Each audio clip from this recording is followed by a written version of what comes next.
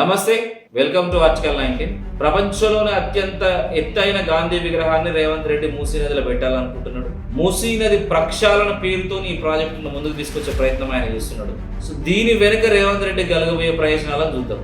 ఒక్క దెబ్బకు రెండు పిట్టాలనే సామెత ఉన్నది కదా, ఇలా మూసీ అనే దెబ్బకు రేవంత్ రెడ్డికి ఎన్ని ప్రయోజనాలు కలుగుతాయో మనం ఒక్కసారి చూద్దాం. కాంగ్రెస్ పార్టీ ప్రధాన సిద్ధాంతం గాంధేయవాదం.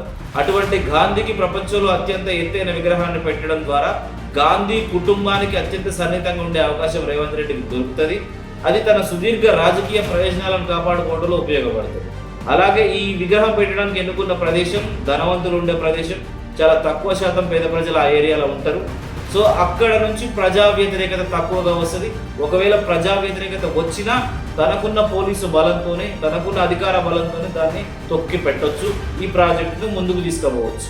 అలాగే మూసీలో ప్రధాన సమస్య ఉండేది మొత్తం కింద భాగాల్లో, అంటే టోలు చౌకీ అయినా కానీ, పురాణా పూల్ అయినా కానీ, నయా పూల్ అయినా కానీ, చాదర్ ఘట్ అయినా కానీ, హైకోర్ట్ ఏరియా అయినా కానీ, నాగోల్ అయినా కానీ, ఇలా మొత్తం కింద వరకు ఎక్కడైతే మూసీల ఆక్రమణలు ఉన్నాయో అక్కడ ఎంఐఎం బలంగా ఉన్నది. అంటే ఆ ప్రాంతాల్లో తాను మూసీ నది ప్రక్షాళనకు సంబంధించిన పనులను చేస్తే, దానికి సంబంధించిన ల్యాండ్ అక్విజిషన్ చేస్తే ఎంఐఎం పార్టీ చాలా తీవ్రంగా దీన్ని వ్యతిరేకిస్తుంది. ముస్లిం సమాజంలో కాంగ్రెస్ పార్టీ పల్సగైపోతుంది, తన ఆర్థిక ప్రయోజనాలకు దెబ్బపడుతుంది.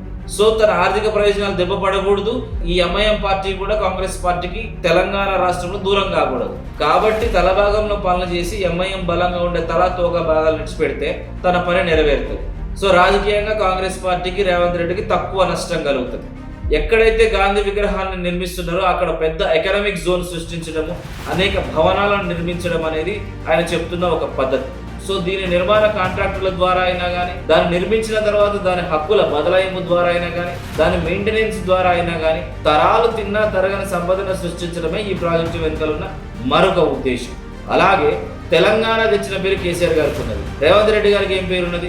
అడ్డంగా పట్ట పగలు నోట్ల కట్టలతో ఒక ఎమ్మెల్యేని కొట్టు దొరికిన కేసు. ఇవాళ ఆయన ముఖ్యమంత్రి అయితే అయి ఉండొచ్చు, కానీ తెలంగాణ ప్రజలు రేవంత్ రెడ్డి గారికి ఒక గుర్తింపు ఇవ్వాలంటే ఓటుకు నోటు కేసులో పట్టపగలు దొరికిన దొంగ.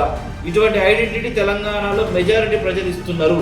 సోషల్ మీడియా వేదికగా ఇటువంటి సంఘటనలు మనం చూస్తున్నాము. సో తనకంటూ ఒక ప్రత్యేక లెగసీ కావాలి. సో గాంధీ విగ్రహాన్ని, ప్రపంచంలో అత్యంత ఎత్తైన గాంధీ విగ్రహాన్ని నిర్మించడం ద్వారా ఆ లెగసీని తాను కొంత సంపాదించుకునే ప్రయత్నం చేస్తున్నాడు. తన ఆర్థిక ప్రయోజనాలు, తన రాజకీయ ప్రయోజనాలు, తన సామాజిక ప్రయోజనాలు, తన వ్యక్తిగత ప్రయోజనాలు, తన కాంగ్రెస్ పార్టీ రాజకీయ ప్రయోజనాలు, ఇలా ఒక్క మూసీ దెబ్బకు ఎన్నో పెట్టెలను పడేసే ప్రయత్నం చేస్తున్నాడు. సో తెలంగాణ ప్రజలు దీన్ని ఏ విధంగా చూస్తారో మనం చూడాలి.